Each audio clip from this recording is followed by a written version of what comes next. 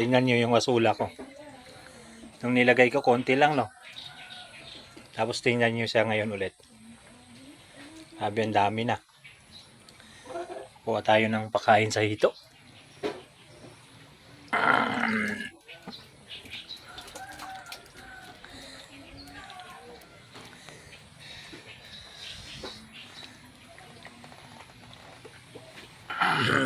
Yan, pakainin natin ng asula.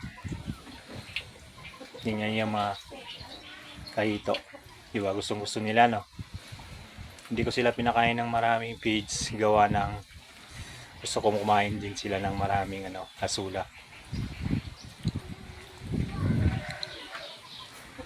Bawasan natin tong asula natin dahil dami-dami, no? Mabilis dumami.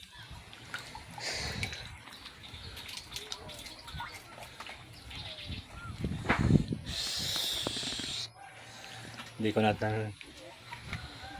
Ayan na. Ayan na.